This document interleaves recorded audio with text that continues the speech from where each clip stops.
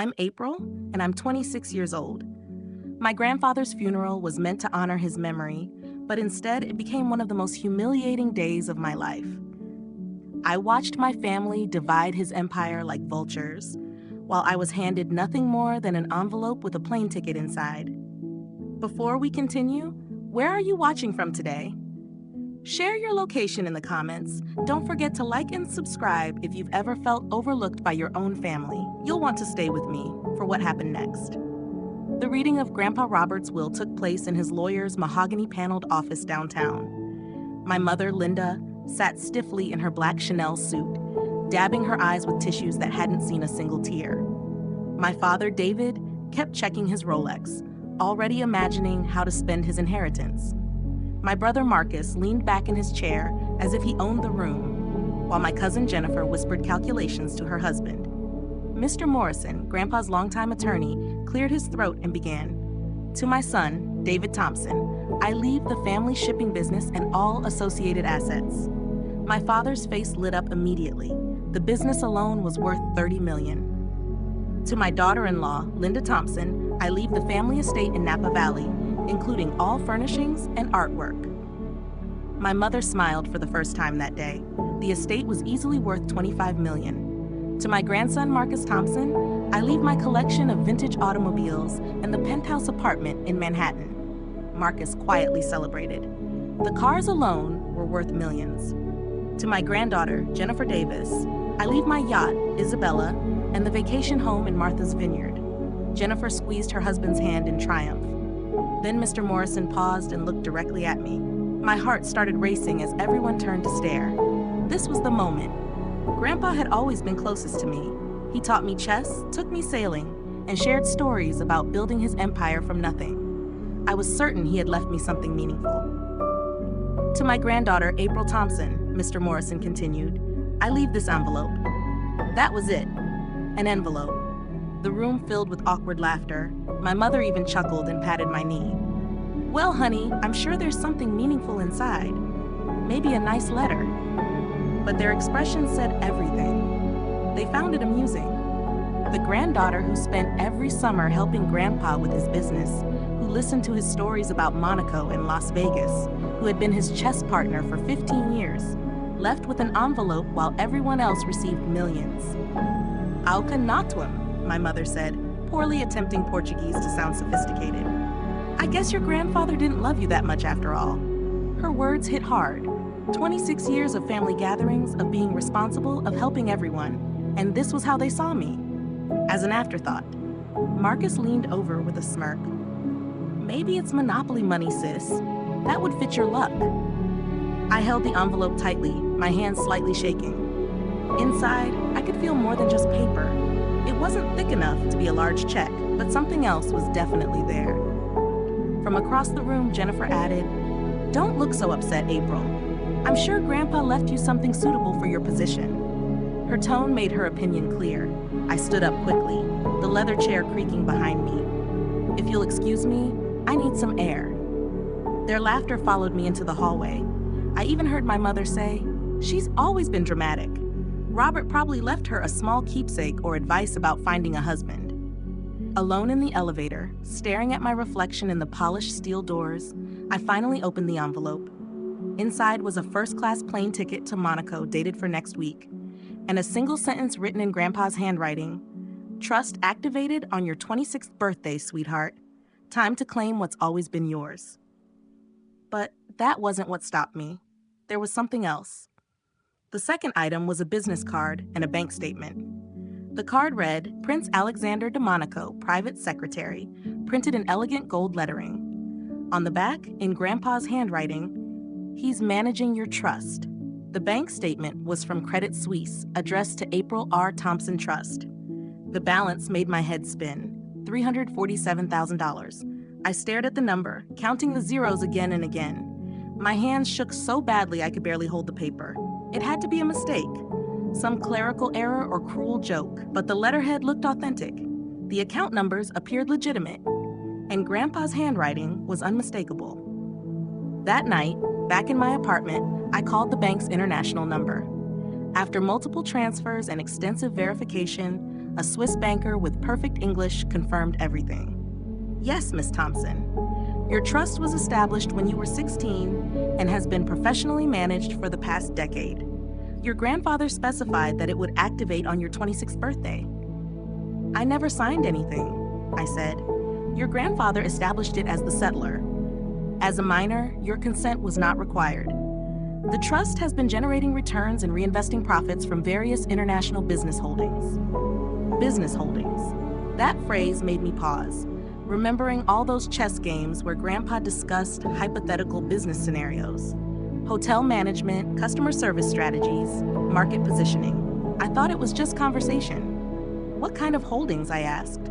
I'm not authorized to discuss details over the phone. However, Prince Alexander will provide full information when you arrive in Monaco. After the call, I sat in my small apartment staring at the statement. Meanwhile, the family group chat was full of photos of new assets. Marcus shared car magazine pages. Jennifer browsed Martha's Vineyard listings. No one asked about my envelope. The next morning at breakfast, I mentioned my plans. I'm thinking of taking that trip to Monaco, the ticket Grandpa left me. My father nearly choked. Monaco? That will cost you thousands. Your teaching salary can't support that kind of trip. The ticket is first class. It's already paid for, I replied. My mother laughed. April, Monaco is for people with real money. You'll feel completely out of place. It's all casinos, yachts, and designer brands. If only they knew, Marcus added sarcastically. Maybe she'll get some nice photos for her students. I felt embarrassed, but beneath that, something new was forming. Awareness, confidence, the realization that I wasn't who they thought I was. Maybe Grandpa had a reason for sending me, I said quietly. Oh, honey, my mother sighed. He was 93. His mind wasn't the same at the end. But I remembered differently. Grandpa had been sharp, discussing investments and deals until his final days. He spoke about Monaco and Las Vegas with familiarity, not imagination. That afternoon, I called in sick and started researching. Prince Alexander de Monaco was real. According to financial publications, he managed billions in international investments for high-net-worth families. Apparently, I was one of them. The night before my flight, I packed my best clothes and gathered whatever confidence I had. My mother called one last time. April, you're making a mistake. Use the ticket for something practical. It's non-refundable, I said. Then at least don't embarrass yourself. Don't expect special treatment just because you're Robert Thompson's granddaughter. I ended the call without agreeing. As I checked my reflection, 26 years old, average appearance, nothing remarkable by my family's standards, I remembered what Grandpa used to say, that I had his instincts, his determination. The next day, I would find out if he was right. The first-class cabin on the flight to Monaco was unlike anything I had experienced. The flight attendant addressed me by name, offered champagne, and ensured I was comfortable throughout the 11-hour journey. As we crossed the Atlantic, I tried to process it all. $347 million wasn't just money. It meant freedom, security, and control over my future. At the airport, I expected to take a taxi. Instead, a man in a black suit stood holding a sign, Miss April Thompson, beneficiary of Thompson International Trust. My legs nearly gave out. He loaded my luggage into a black Mercedes and drove along the coast toward Monaco. Is this your first visit? He asked. Yes, I said. His Serene Highness looks forward to meeting you. He has personally managed your Monaco holdings for years. Holdings, plural. As we approached Monaco, I saw the harbor filled with yachts, the Monte Carlo casino shining in the sun, and streets lined with luxury boutiques. We didn't stop at the main entrance of the palace, but entered through a private gate into a courtyard I had only seen in magazines. Inside, everything reflected wealth and influence. Paintings, architecture, silence. Finally, we reached a large office. The driver opened the door. Miss Thompson, your appointment. Inside stood Prince Alexander. Tall, composed, dressed in a navy suit, he greeted me with calm confidence. Miss Thompson, thank you for coming. I have many questions, I admitted. And I have many answers, he replied. Your grandfather was not only a close friend, but one of the most strategic investors I've known. He gestured for me to sit. Your grandfather began planning your future when you were a child. He created the Thompson International Trust when you were 16 with detailed instructions about your education, both formal and practical. Suddenly, everything made sense. He wasn't just talking to you, Alexander said. He was training you. He opened a file. Your trust holds controlling interests in multiple major assets. The Monte Carlo Bay Resort and Casino generates approximately $40 million annually. The Belmont Grand in Las Vegas generates about $145 million per year. You also own commercial real estate in London, Tokyo, and Sydney. I sat there, speechless. You've also been receiving a stipend of $60,000 annually, enough to live comfortably without attracting attention. The funds in your savings account came from this trust. That explained everything. Your grandfather wanted you to understand normal life before discovering your true position. I took a breath. How much am I worth? He checked a document. As of today, the trust's net value is approximately $1.2 billion. I gripped the chair. You are a billionaire, April, he said calmly. You always have been. The rest of the afternoon was spent reviewing documents, trust agreements, property records, financial reports, all managed by professionals working for a system I never knew existed. Your grandfather was very precise about timing, Alexander explained as I turned each page. He wanted you to experience life first, 13 minutes, 30 seconds. He wanted you to live a normal life, to understand work and responsibility before learning about your inheritance. But why hide it, I asked. Why not just tell me? Alexander gave a small, knowing smile. Because he understood your family. He knew that if they were aware of your true wealth, they would treat you differently, either with resentment, control, or by seeing you only as money rather than as a person. I thought back to the will reading, the laughter, my mother's comment. They had already revealed how they saw me. Your grandfather wanted you to see their true behavior before you had the power to change the situation, Alexander continued. He believed you needed to know who genuinely cared about you and who would only care about your money. Now, the decision is yours, how you use what has always belonged to you. That evening, Alexander arranged a tour of the Monte Carlo Bay Resort. The general manager, Claude Dubois, guided me through the property. I kept reminding myself I wasn't a visitor, I was the owner. The resort was exceptional. It had 300 luxury suites, 5 restaurants, a busy casino floor, and a high-end spa. Everything was well-maintained, profitable, and efficient. The property has maintained 94% occupancy over the past 3 years, Claude explained as we stood on the terrace of the presidential suite. Your grandfather, or rather your trust, has been an excellent owner, very hands-off, but always supportive of improvements. My grandfather managed this remotely? I asked. Yes, through regular video calls with the advisory team. He had strong knowledge of hospitality operations. That made sense. All those past conversations about service, guest experience, and business strategy, they weren't casual discussions. He had been learning through me.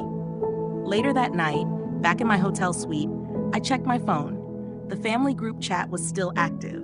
Marcus was discussing a condo in Miami. Jennifer was planning to quit her job and become a lifestyle influencer. They were focused on millions, while I controlled billions. But what stood out wasn't the money. It was what Grandpa had actually given me, protection and preparation. While they received instant rewards, I had been given time to build perspective. A message from Dad appeared. How's the vacation? Hope you're not overspending. I looked around at the suite, the view, the luxury. It's educational, I replied. The next morning, Alexander arranged for a private jet to take me to Las Vegas. As I sat in the aircraft, one I apparently owned, I considered my next move. I could go home and reveal everything immediately. Or I could think strategically, the way Grandpa had taught me. By the time we left Monaco airspace, I had made my decision. It was time to think several steps ahead. The Belmont Grand Casino and Resort in Las Vegas was even more impressive. 47 floors of glass and gold stood as a symbol of success, my success. The property manager, Sarah Chen, met me at the airport. She was professional and focused, unaware she was speaking to the owner. Miss Thompson, she said as we sat in the limousine, I'm excited to show you the property. How long have you been managing it? I asked. 7 years. Your trust has been an ideal owner, supportive but careful with risk. During the tour, she showed detailed financial reports. The casino generated around 60% of revenue, while the hotel, restaurants, and entertainment made up the rest. Everything was well organized and growing. There's been discussion about expansion, Sarah added as we sat in the penthouse suite, possibly acquiring properties in Dubai and Singapore. Interesting, I said. What's the timeline? Nothing finalized, but the early research is promising. Your financial team is confident. My financial team. That afternoon, I spent hours on video calls with advisors who had been managing my wealth for years. My accountant, investment manager, and legal team. Everything had been structured to maintain privacy and stability. Your grandfather anticipated this moment, my lead advisor explained. He expected you might want to make significant decisions once you understood your position. What kind of decisions? Strategic acquisitions, especially in markets you understand or have personal ties to. That idea stayed with me. Later that evening, I had dinner with Sarah. During the meal, I asked a hypothetical question. If someone wanted to acquire a small shipping company valued at around $30 million, how would that work? She looked slightly surprised. That's a minor transaction for a trust of your size. It could be completed within 30 days through existing corporate structures. Would it be complicated? Not at all. Is there a specific company in mind? I thought about my father's business, his financial struggles, the expansion debt, the pressure he was under. There might be, I said. That night, I called Alexander and explained my idea. You want to acquire your father's company? He asked. I want to stabilize it. He's dealing with cash flow issues but won't ask for help. The right offer could solve everything. And you believe you're the right buyer? I believe I'm the only one who would protect the employees and preserve what he built. He paused. This would be your first major decision at this level. Are you certain you want it to involve your family? They won't know it's me, I said. To them, it will be a standard investment offer. And you're comfortable with that? I thought about their behavior, their assumptions, and how they underestimated me. For now, yes.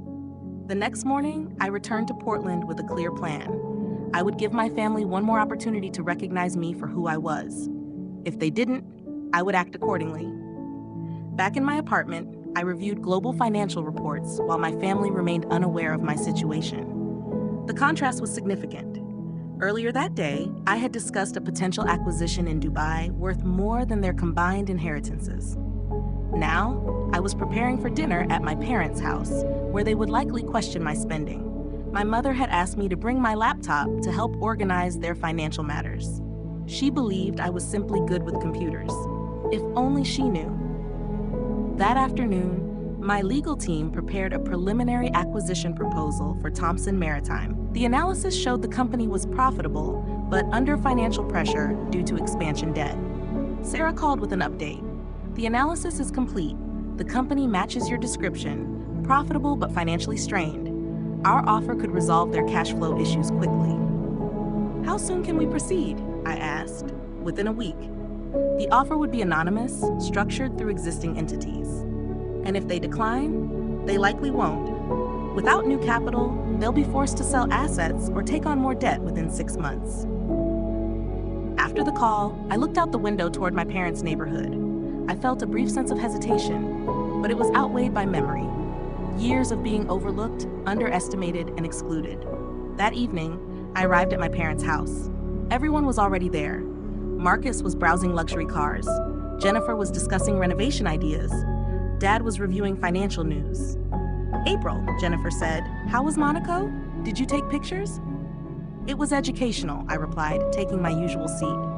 I'm surprised you actually went, Marcus said. That place is for serious wealth. Must have been uncomfortable. You adapt, I said calmly. Dad raised his glass. To Robert's legacy, he provided well for all of us. Everyone toasted, except me. I watched quietly as they celebrated what they believed was success, knowing I controlled far more. April, your glass? My mother asked. I'm fine, I said. Someone should stay focused for the administrative work. Practical as always, Dad said approvingly.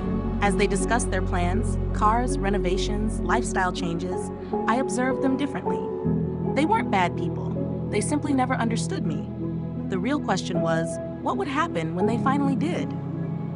The shipping company is doing well, Dad said during dessert. 24 minutes, 9 seconds. Robert's investment in new vessels really positioned us for growth. We're planning to expand routes, maybe even acquire smaller competitors. How's the cash flow? I asked casually. Dad looked surprised that I had asked a business-related question. Well, it's manageable. We took on some debt for expansion, but the revenue projections are strong. What about working capital and reserve funds for unexpected costs? The table went quiet. Everyone was looking at me. April, Mom said with a light laugh, you don't need to worry about business details. That's your father's area. I'm just curious. Grandpa always said cash flow is the most important metric. We're fine, Dad replied, though I noticed a slight tension in his expression. But I had already seen the reports. They weren't fine. The company was operating month to month, one major loss away from serious issues. After dinner, while I was helping with dishes, Mom pulled me aside. I know you want to be involved, but you don't need to ask your father difficult questions about his business. It's not really your field. I almost smiled at that. Not my field. I owned companies that made more in a month than his business did in a year. Of course, I said calmly. I was just making conversation. I know, but leave business talk to the professionals. On the drive home, I called my acquisition team. Present the offer Monday morning. Strong terms, fast timeline, all cash. And if they ask about the buyer, tell them the European investors prefer privacy, but are interested in supporting American maritime businesses. That wasn't entirely inaccurate. Have you ever been in a situation where your family underestimated your abilities? How did it feel? Share your thoughts in the comments. You'll want to see what happens when they discover the truth. The offer was delivered Tuesday morning. Dad called me during lunch at school, his tone tense. April, something unexpected came up. We received a buyout offer from an international investment group. I adjusted my voice to sound concerned. Is that good or bad? I'm not sure. It's a very strong offer, almost too strong. I don't understand why they're interested in us. What does your lawyer think? They want a response by Friday. Serious investors often move quickly, I said. Maybe they see potential. Maybe. Can you come to dinner Thursday? I want the whole family involved. You're good with details. I could use your input. If only he knew whose input he was actually asking for. Thursday's dinner felt different. The mood was focused, slightly tense. Financial documents were spread across the table. The offer is $45 million, Dad said. That's 30% above book value. Take it, Marcus said immediately. It's not that simple, Dad replied. If I sell, what comes next? This business has been my life for 30 years. You could retire, Jennifer suggested. I'm 58, too young to stop, too old to start over. I reviewed the documents carefully, making sure my expression reflected concern, not satisfaction. The terms were exactly as I had instructed, generous but reasonable. Who is the buyer? I asked. Neptune International Holdings, Swiss-based. They specialize in maritime acquisitions. What about integration plans? Employee retention? Management structure? I continued, scanning the details. Again, everyone looked at me. Those are very specific questions, Mom said slowly. Grandpa always said to read the fine print, I replied. These terms are actually strong. They're offering to retain employees for 3 years and keep current management. How do you know that? Marcus asked. I read financial news. It's interesting when you analyze it. Dad watched me closely. You're asking better questions than my attorney. Maybe I inherited more of Grandpa's business sense than expected. The discussion continued for over an hour. I could see Dad struggling. He didn't want to sell, but the offer was compelling. I think I have to accept, he said finally. The stress alone has been overwhelming. Are you sure? Mom asked. The offer expires Friday. I may not get another opportunity like this. Later, while helping in the kitchen, Mom spoke again. Your father seems relieved. I think the business has been more difficult than he admitted. Sometimes selling at the right time is the smartest move, I said. You were very thoughtful tonight. Maybe you should consider business as a career. That almost made me pause. You think so? Well, not immediately, but eventually. You've always been capable. Maybe teaching isn't your limit. I'll think about it, I replied. Friday at 4:47 p.m., Dad signed the agreement. By 5:15 p.m., he had $45 million. By 5:30 p.m., I owned Thompson Maritime. I acknowledged it quietly in my apartment while Sarah called to confirm. The transaction is complete. The company is now a subsidiary of Neptune International Holdings, controlled by your trust. Keep operations unchanged, I said. Same employees, same structure. And the previous owner? He doesn't need to know yet. Understood. I paused, then added, start searching for a significant property in Portland. What level of property? Something that makes an impression. The next morning, Dad invited everyone to a celebration lunch. New beginnings, he said. I agree, I replied. As I got ready, I realized something. He believed he had sold to anonymous investors. He had no idea it was me. What do you think happens next? Will the truth come out soon, or will things escalate further? Share your predictions below. The lunch was held at his country club. As we sat there, it felt like I knew the outcome of a story they hadn't yet understood. To smart decisions, Dad said, raising his glass. And to Robert's legacy, I added. He taught us to recognize opportunity. Everyone agreed. Dad grew thoughtful. He always pushed for expansion. Maybe selling to international investors was exactly what he would have wanted. Marcus began suggesting ways to spend the money. You should buy a yacht. Or invest strategically, I said. Real estate is strong right now. Jennifer laughed. Listen to April giving financial advice. I might know a little, I said. My phone continued buzzing with updates. Singapore acquisitions progressing, London assets increasing in value. My net worth was approaching $1.3 billion. After lunch, I drove past Thompson Maritime's offices. My company now. My phone rang. It was Alexander.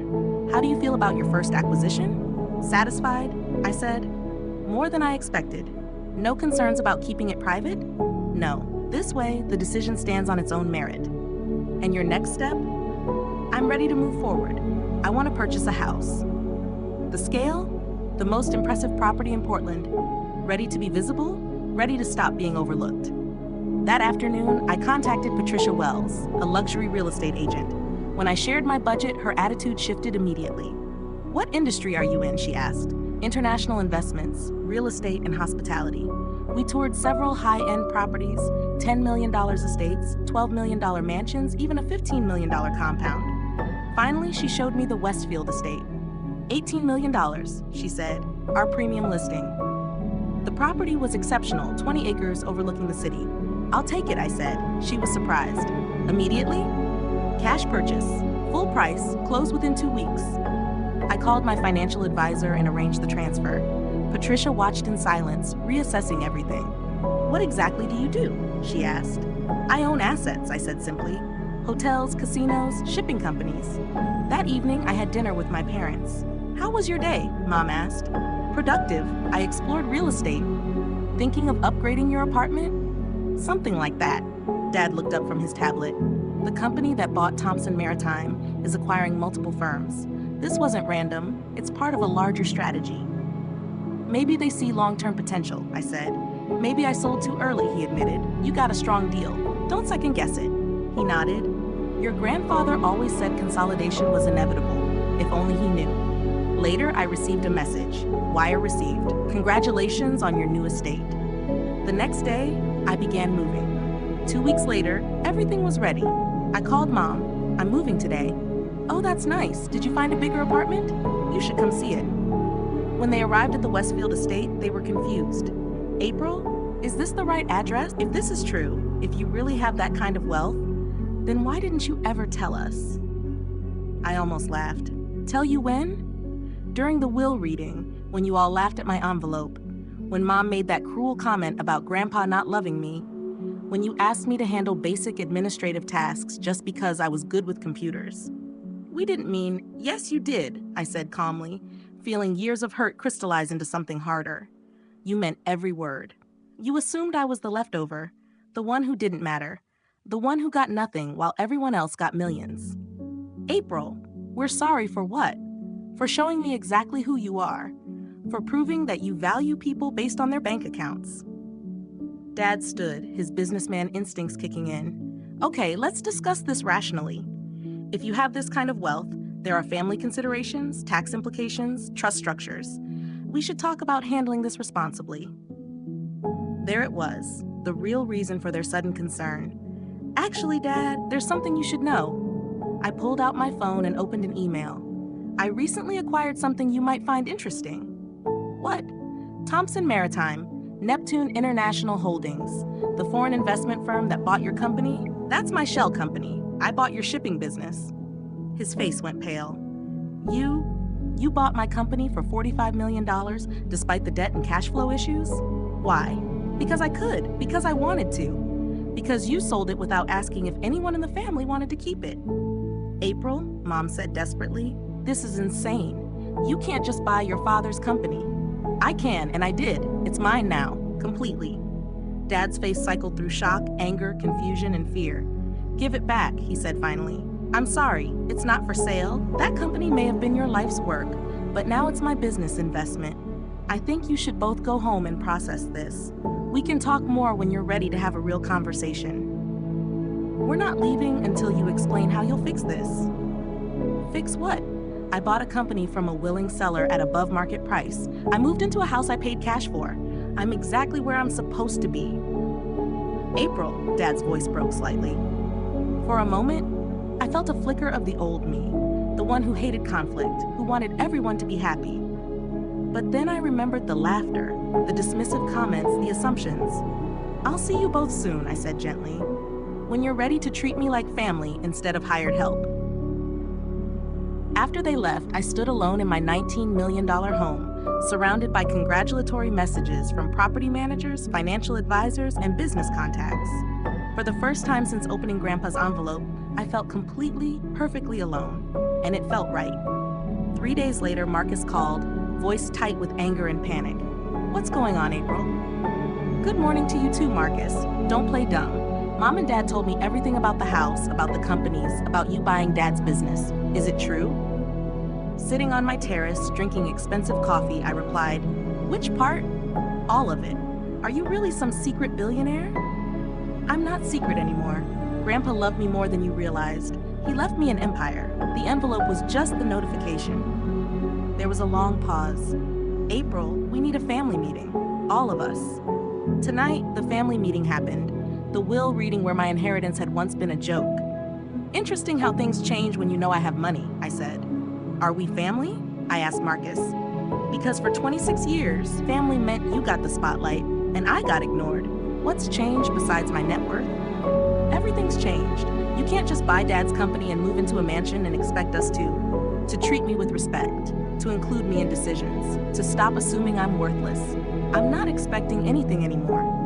Fine, I'll call our lawyers if Grandpa left this money through fraud or elder abuse. I laughed. Marcus, I have the best legal team. They've reviewed every aspect of the trust. Do you want to spend the next 5 years in court? You can't win? He hung up. Later, Jennifer, Mom, and Dad all called. Shock, anger, legal threats, eventual grudging requests for meetings. I ignored them, spending the day touring commercial real estate with Patricia. That evening, in my wine cellar, my security system chimed. The front gate camera showed all 4 of them. I pressed the intercom. Can I help you? April, it's your family. We need to talk, Mom said. Did you make an appointment? Don't be ridiculous. We're your family. I considered opening the gates but chose my terms. You can come in, but we do this my way. You listen, don't interrupt, don't threaten, and acknowledge everything I own is legitimate. Otherwise, leave. After a moment, Dad said, okay, your way. When they arrived, I led them to the living room with floor-to-ceiling windows overlooking the city. I sat facing them like a judge. So, what did you want to discuss? Dad cleared his throat. April, we owe you an apology. For what? For not understanding your inheritance, for not realizing what Robert did for you. That's not what you need to apologize for. You're apologizing for being wrong about the inheritance, not for treating me badly. Love isn't what I felt at the will reading, I said. Love isn't laughing when someone suggests Grandpa didn't care about me. Love isn't asking me to handle administrative tasks while planning millions for yourselves. Jennifer said defensively, we didn't handle it well. You handled it exactly how you always handle things involving me, assuming I'm less important, less capable, less deserving. Marcus finally spoke. Okay, fine. We screwed up. We're sorry, but buying Dad's company, that's not normal family behavior. No, this isn't revenge. It's business. I bought a profitable company at a fair price. I moved into a house I could afford. I'm living my life on my terms. What do you want from us? Mom asked quietly. I want you to understand that April, the overlooked granddaughter, doesn't exist anymore. April, the billionaire businesswoman, does. I don't need your approval or permission. Dad's voice was desperate. I need that company back. Then you shouldn't have sold it. You never asked if I wanted to be involved. There is one thing, I said finally. I want a public acknowledgement for the way you treated me at the will reading, your assumptions, your disrespect.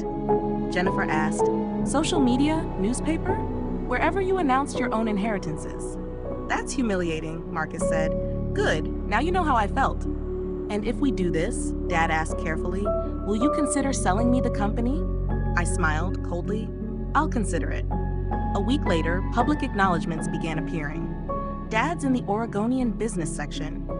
Mom's on Facebook. Marcus and Jennifer posted on Instagram. The post generated attention. Local journalists asked about me. I declined interviews. I kept Dad as general manager at Thompson Maritime. Same office, same responsibilities. Only now he reported to a management company I controlled. The irony wasn't lost. 6 months later, at a family gathering, the atmosphere was respectful, genuine. Dad spoke about the new ownership structure and the positive impact on employees. Mom asked if I bought the company to hurt or help him. Both, I admitted. Marcus asked, are you happy? Content. I'm exactly where I want to be, doing what I want, with people who see me for who I am. Jennifer asked, where do we fit in? That depends on you, I said. I'm not the same person who sought your approval. Dad asked if I could teach him business. I smiled genuinely. I'd like that. That night, I called Alexander. How's the new family dynamic? Better, more honest. Are you happy with your choices? I'm proud of who I've become. 6 months ago, I was invisible.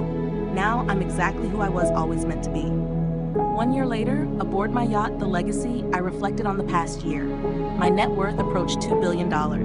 I controlled major businesses and was respected in Portland's business community. More importantly, I respected myself. Monthly family dinners became a real tradition. I forgave them, not because they deserved it, but because the journey shaped me. Marcus asked to work at one of my companies, starting from the bottom. I agreed. Dad said, I'm proud of you, not for money, but who you've become. Grandpa saw something in me the rest of you missed. He was right to trust me with his legacy. I looked at my global properties, charitable foundation, and ongoing projects. I realized true worth isn't determined by others. It's determined by how you see yourself. From my office window, I could see my parents' neighborhood. They're good people, just mistaken. My calendar was full of board meetings, calls, and initiatives. But first, coffee with Charlotte, my friend. A reminder of who I was before I became who I was meant to be. 1 year later, I was April Thompson, billionaire philanthropist, confident in my own worth. Grandpa had been right. The most overlooked person can change everything. If this story resonates, like and subscribe for more tales of transformation. Remember, your worth isn't how others see you, it's how you see yourself. The most powerful inheritance isn't money, it's the knowledge of your own capabilities.